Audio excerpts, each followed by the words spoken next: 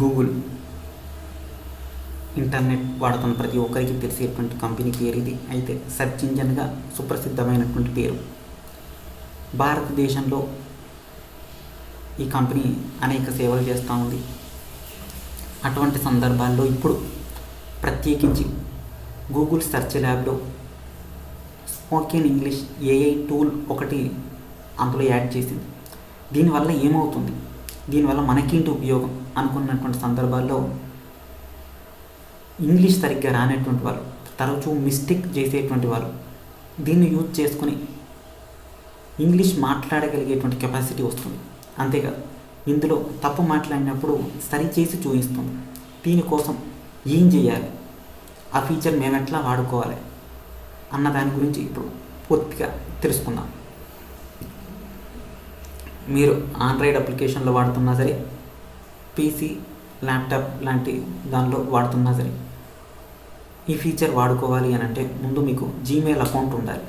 Gmail account ఉన్నప్పుడు Gmail login అయిన తర్వాత www.google.com అని ఓపెన్ చేసిన తర్వాత జీమెయిల్, ఇమేజెస్, పక్కన సెర్చ్ ల్యాబ్స్, ఆ తర్వాత మీ లోగో, జీమెయిల్ లోగో కనిపిస్తుంది. అక్కడే సెర్చ్ ల్యాబ్ అనేటువంటి దాన్ని క్లిక్ చేస్తే కంటిన్యూ సెర్చ్ ల్యాబ్స్ అని వస్తాయి. దాని మీద క్లిక్ చేస్తే అందులోకి వెళ్తారు. అక్కడికి వెళ్ళిన తర్వాత పక్క సైడ్లో స్పోకెన్ ఇంగ్లీష్ ప్రాక్టీస్ ఏఐ అని ఒకటి ఉంటుంది. అందులో మీరు చూడగానే ట్రై ఎగ్జాంపుల్ అన్నది ఒకటి కనిపిస్తుంది.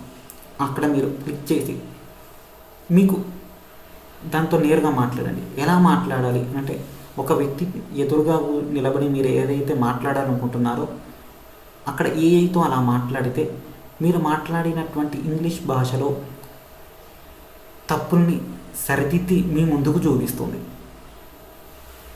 ఏంటి ఇది కాస్త కొత్తగా ఉంది కదా? అవును, ఇది ఏఐ టూల్ ఇలాగే పనిచేస్తుంది. మనం ఇదివరకు చూసాము, అలో పేరుతో గూగుల్ ఒకటి ఇలాంటి టూల్ ఒకటి తయారు చేసింది. కాకపోతే సెర్చ్ ఇంజన్ లాంటిది. మనం అడిగిన వెంటనే ప్రశ్నకి సమాధానం చెప్పేది, పొడుపు కథల్ని కానీ ఇవన్నీ కూడా తీసుకొచ్చేది. అయితే దానికి కంటే బెటర్ రిజల్ట్గా ఇప్పుడు సెర్చ్ ల్యాబ్లోని ఏఐ టూల్ బెటర్గా పనిచేస్తుంది. ఏఐ అవ్వడం వల్ల తనంత తానుగా ఆలోచించి మనకి బెస్ట్ రిజల్ట్ ఇచ్చేందుకు ఇది ఉపయోగపడుతూ ఉంటుంది.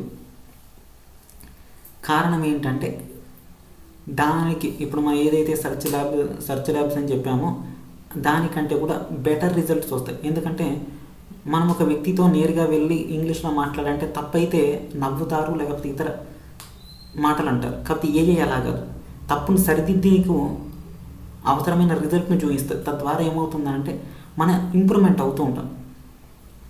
మీరు అందులో ఏదైనా అడగచ్చు. ఉదాహరణకి, నేను ఒక కాఫీ షాప్కి వెళ్తున్నాను, అక్కడ కాఫీ ఎలా ఆర్డర్ ఇవ్వాలి అని కనుక అడిగితే దానికి పూర్తి ఇన్ఫర్మేషన్ ఇస్తూ ఉంటుంది. అట్నే కాకుండా మీరు రెస్టారెంట్కి ఎక్కడికైనా వెళ్ళినప్పుడు అతను చెప్పినటువంటి సమాచారం మీకు అర్థం కాలేదు, లేదా సగం సగం అర్థమైంది, దాన్ని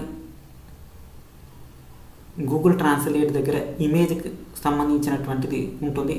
అదొక ఫోటో తీసి ఇస్తే అది ఇమేజ్ టు టెక్స్ట్గా మార్చి టెక్స్ట్ని మీరు అడగవలసినటువంటి క్వశ్చన్గా మార్చమంటే ఈ సెర్చ్ ల్యాబ్లో కూడా అడుగుతుంది. ఇట్లా ఒక టూల్కు మరొక టూల్ అనుసంధానంగా పని చేసుకుంటుంటే మీకు సూపర్ స్పీడ్గా వెళ్తూ ఉంటుంది. అంతేకాకుండా మీకు ఇంగ్లీష్లో పెద్దగా రాకపోయినా సింపుల్ 5 వర్డ్స్లో, అంటే చిన్న చిన్న పదాల్లో మంచి స్పీకింగ్ లాంగ్వేజ్ చేయవచ్చు. ఎన్నో ఎగ్జాంపుల్స్ ఇస్తూ ఉంటుంది.